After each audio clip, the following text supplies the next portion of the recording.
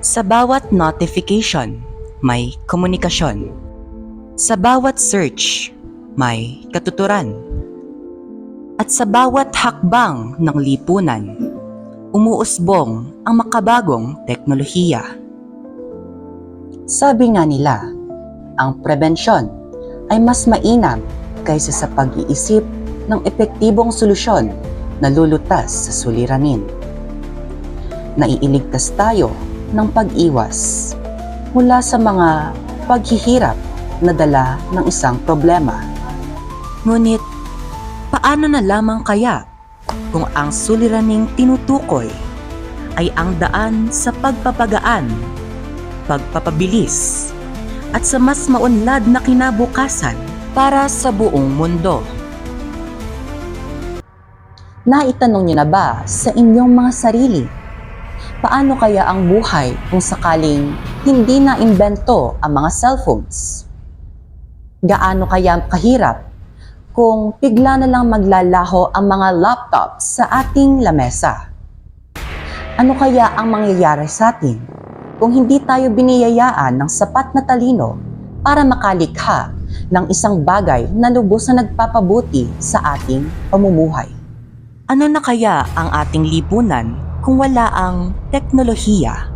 Hindi makaiila na ang teknolohiya ay may malaking ambag sa buhay ng sambayanan. Ito ang dahilan kung bakit posible ngayon ang pag-i-scroll sa mga social media applications tulad ng Facebook at Instagram.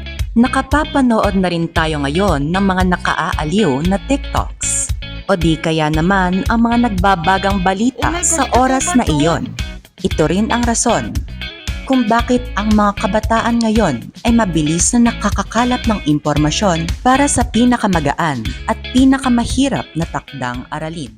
Minsan nagkwento na rin ang mga lolo't lola natin kung paano nila tinahak ang mga bulubundukin at tawirin ang hindi lamang isa kundi dalawang ilog para lang makarating sa kanilang eskwelahan.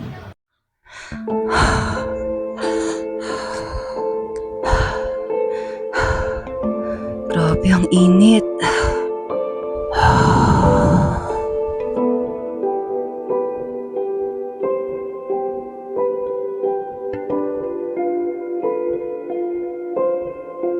At sa kada uwian, mababakas sa kanilang mga muka ang pagod. Hindi natin maitatanggi na ang teknolohiya ay lubos na nagpaunlad hindi lamang sa pagpapabilis ng transportasyon, pati na rin ang pagpapagaan ng pag-aaral at pagsasagot ng mga takdang aralin tuwing gabi. Kasama ko ngayon si Marco, isang mag-aaral sa ika-10 baitang mula sa isang pampublikong paaralan sa probinsya ng Quezon. Ayan, magandang araw Marco. Magandang araw din po. Kumusta naman ang pag-aaral sa school? Ay, medyo natatambakan din po minsan pero kinakaya naman po. Marco, ilang taon ka nung una ka nagkaroon ng cellphone? Hindi ko na po maalala pero nung 13 years old po yata ako noon. Para sa iyo, gano'n na nga ba kalaki ang tulong na naibibigay ng cellphone sa pag-aaral? Opo, bukod po sa pagsasagot ng assignments na gagamit ko din po siya kapag nagsisearch po ako ng topic na hindi ko masyadong naiintindihan sa klase nung umaga po. Kada araw, may napapansin ka ba o nararamdamang kakaiba sa tuwing magpapahinga ka na sa paggamit niyan? Opo. Maraming kabataan ang nakikinabang sa teknolohiya, ngunit hindi dapat natin ipagsawalang bahala ang peligrong nagkukubli sa likod ng screen. Ayon sa mga datos, halos 75 bahagdan ng kabataang Pilipino, edad 13 hanggang 17 ang nakakagamit ng internet. Karamihan sa kanila ay gumagamit ito ng 3 hanggang 5 oras kada araw.